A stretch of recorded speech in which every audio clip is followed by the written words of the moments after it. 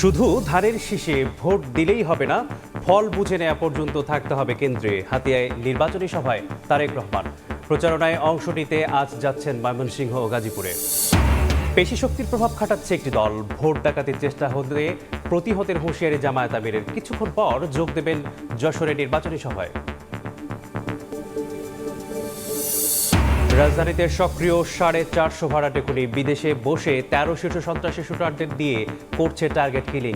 নির্বাচনের আগে ভাড়াটে খুনিদের সক্রিয়তা, নিরাপত্তা হুমকি।